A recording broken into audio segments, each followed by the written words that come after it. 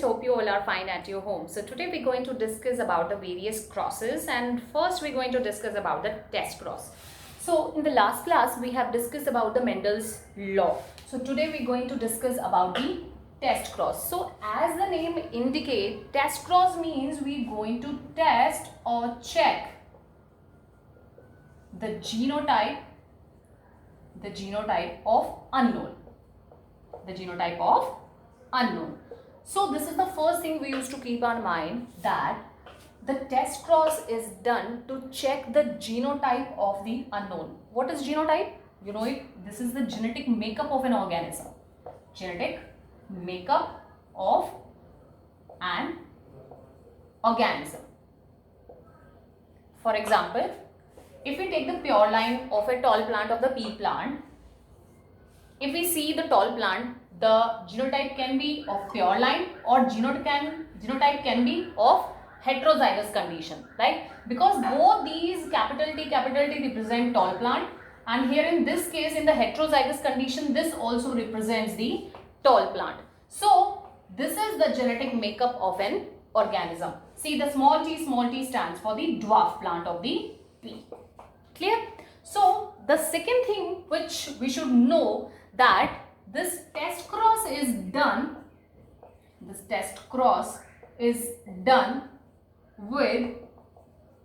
recessive trait of an organism. So let us discuss with this point. Okay. Suppose I have three different unknown plants. The three different unknown plants can be of pure line, right? The second one can be of heterozygous condition, and the third one can be of recessive trait. So I have to cross these different plants with the recessive trait to know the genotype. It could be this one, it could be this one, or it could be this one. I don't know. So I have to check. So I will cross those plants to know the genotype with the recessive trait. So here I'll cross these plants with the recessive trait. So let's see in the first case what will happen. So I'll do the Punnett square to check the probability. Okay, to check the results. So I'll cross this pure line with this recessive trait. So what answer I'll get?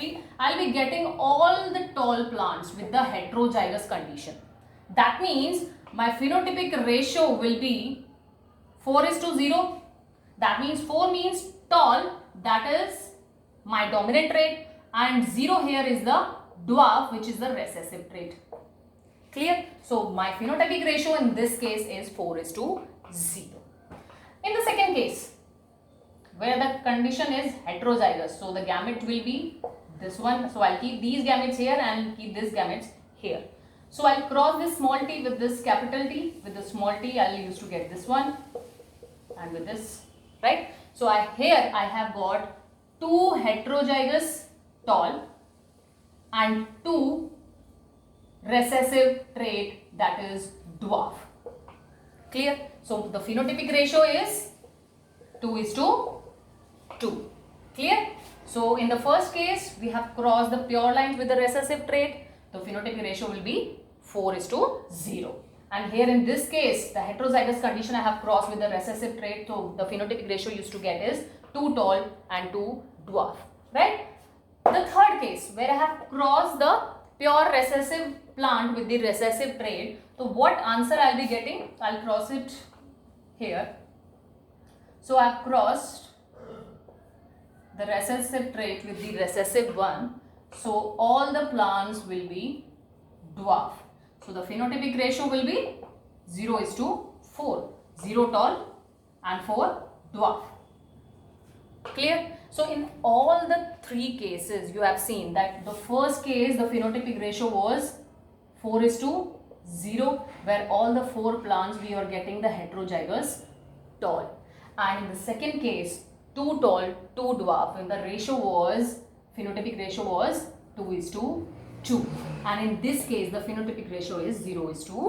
4. So with this method, you can check the genotype of the unknown. So based on your observation, you can know it very well. The plant could be heterozygous, the plant could be homozygous tall, or the plant could be homozygous recessive trait. Clear? So this is all about the test cross. So I'll make it clear once again. The test cross is done to know the unknown genotype. You can say the unknown genotype. So test cross is done to know the genotype of the unknown plant, right? And how it is done? It is done with the unknown with the recessive trait. So we'll cross the recessive plant with the unknown genotype. So we'll get the genotype of the unknown plant. So that's all. Thank you so much. In the next class, we'll see other details. Thank you.